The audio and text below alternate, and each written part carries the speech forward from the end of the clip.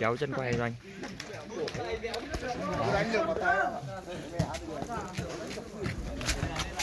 Kéo ra. Kéo hết cỡ.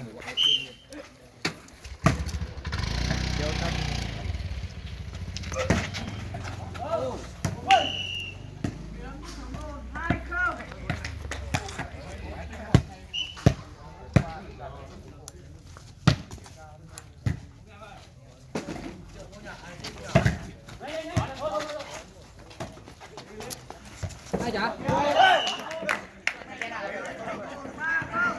Này sáng kia nhiều chiếu lại nhỉ? Vặn ra.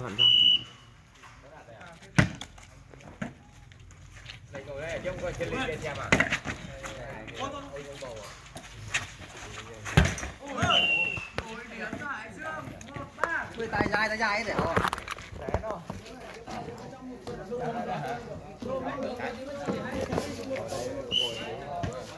Sorry anh em nhá, mấy cân lại cái chân quay ấy.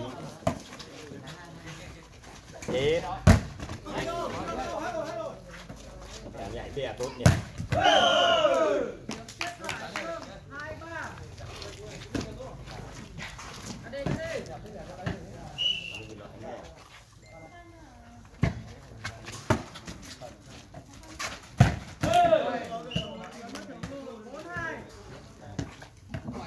Đây là trận thi đấu giữa Hải Dương và FC Thượng Lùn nhé mọi người.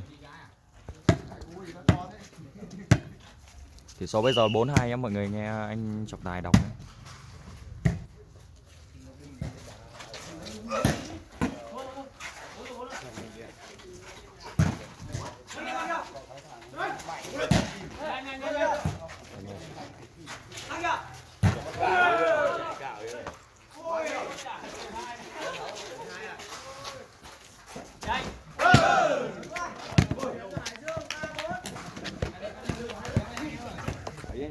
Nhảy cao mà đánh chân đất người thấp.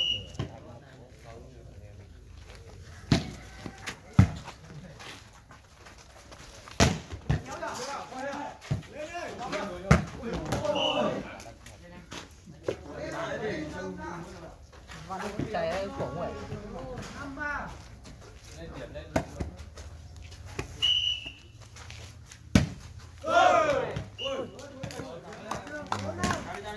Ngồi cạnh. Ôi, ngồi cạnh móng mắt.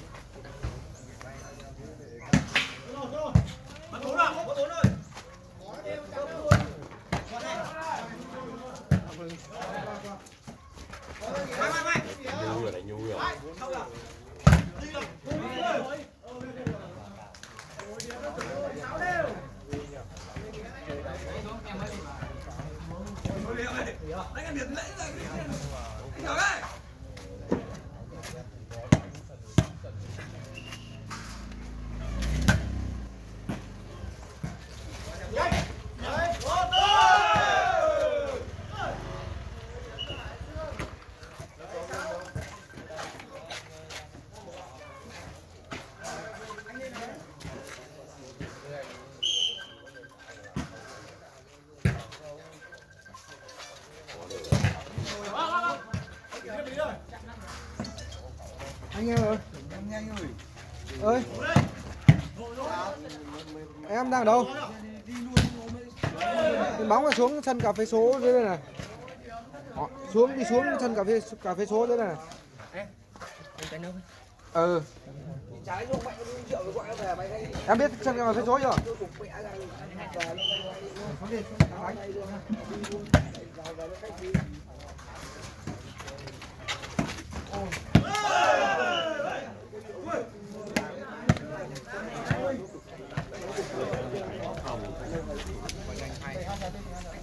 cái thằng gạo phi là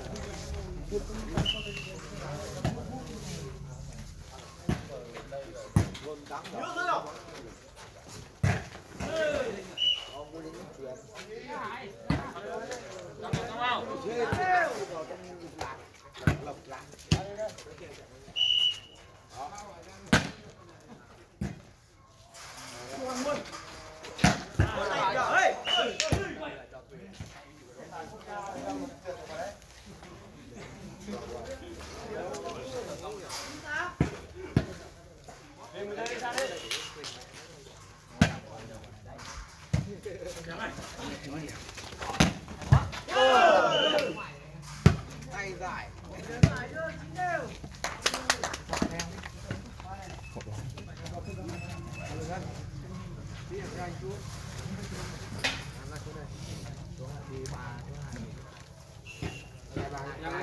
Đâu à?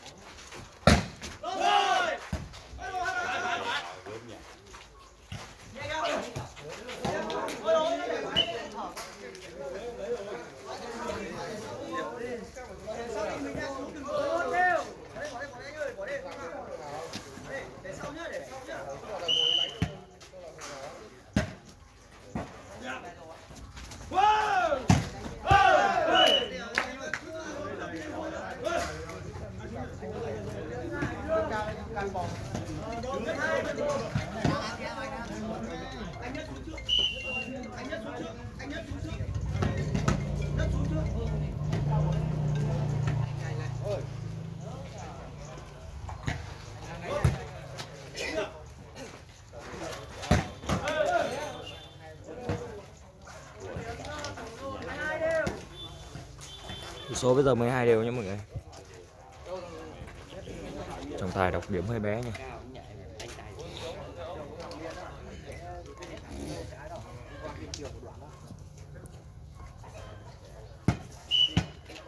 Đây là sân thứ 3 nha mọi người. Trên kia mình đánh là có 2 sân nhé. Và sân này sân thứ 3 đánh 3 sân. Sân này thì cách sân kia tầm khoảng 500 m.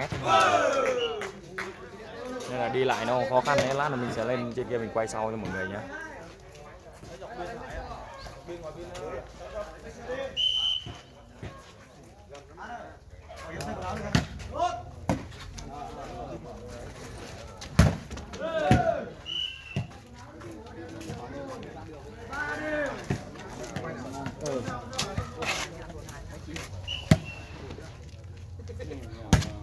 Mấy cái đi vào cho mình nào.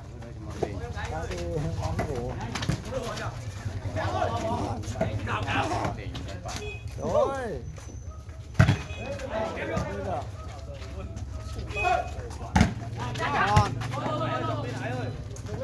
Được không?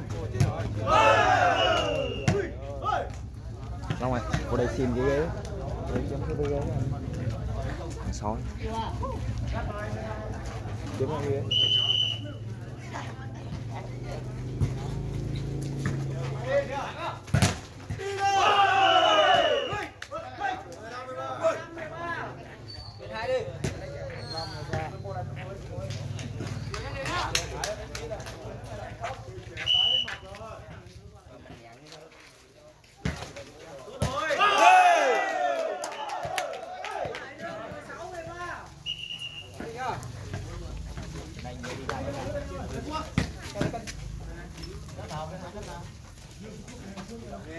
Phải được 50 đô này, 20 nút thôi.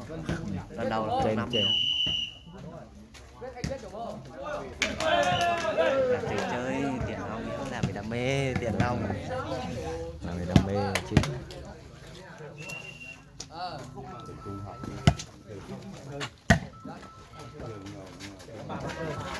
Có ba bác Sơn anh biết nào? Có ba bác Sơn đối tình yêu em. Đấy chắc ba rồi. Trận trước ai thua? Trận trước đội Ninh thắng à? Chắc chưa? Đội xanh ba đậm, rồi. xanh đậm thắng à? Ở đây chắc ba rồi. Ok ok.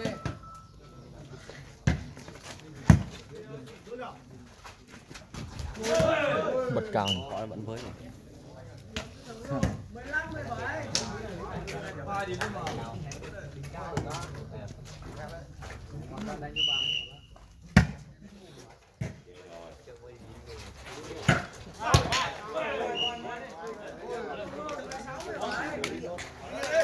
Điểm số là 16-17 nha mọi người.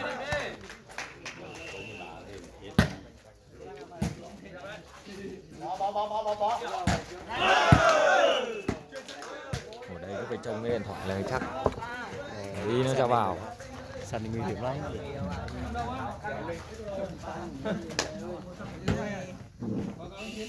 Có cổng bóng mình sang mà đánh.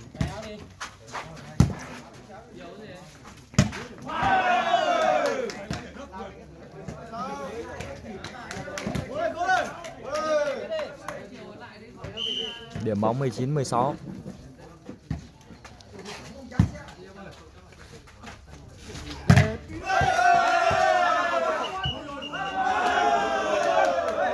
Thế và trọng tài bắt hai đứa nhỏ. Điểm bóng 20-16. Chết luôn. Thể dục thể thao.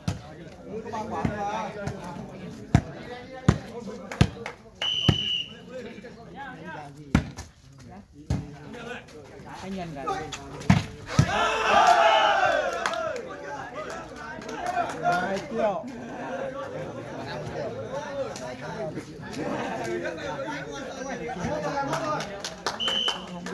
Thành người chứ mà cứ đứng trước mặt bóng nó cho vô mặt cái nó chẳng.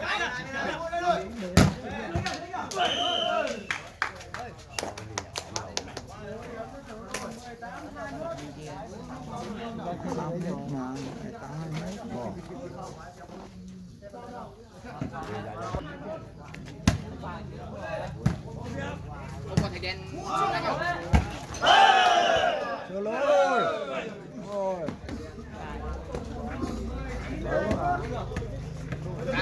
Thầy đen xuống sớm với nhau.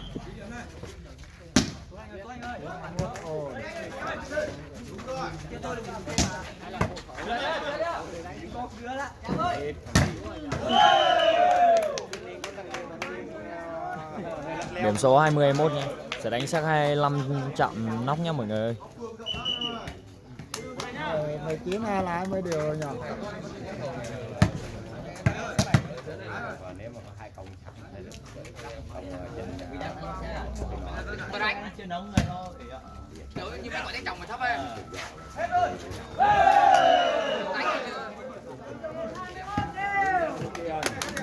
Điểm bóng 21 đều nha mọi người.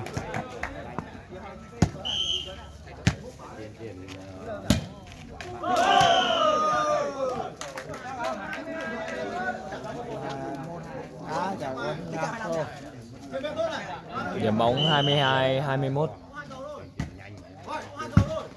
Cọt.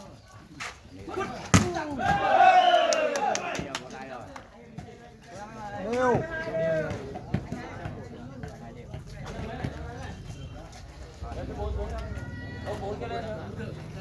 Anh vào kìa.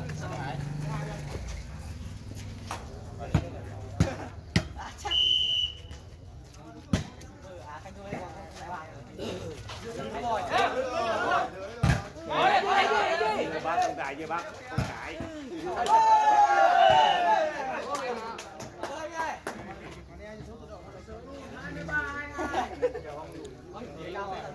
Điểm bóng 23-22 cho đội áo xanh đậm nha mọi người. Đội áo xanh đậm là đội xanh đậm là đội Thường Lùn nhé mọi người, FC Thường Lùn.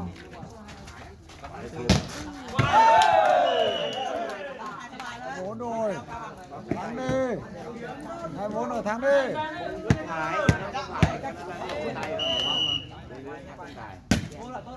Hết.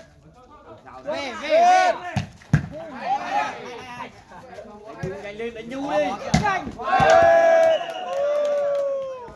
À, vào tay. Không có vào tay. Không có vào tay. Quả nữa vào tay. Vào đâu?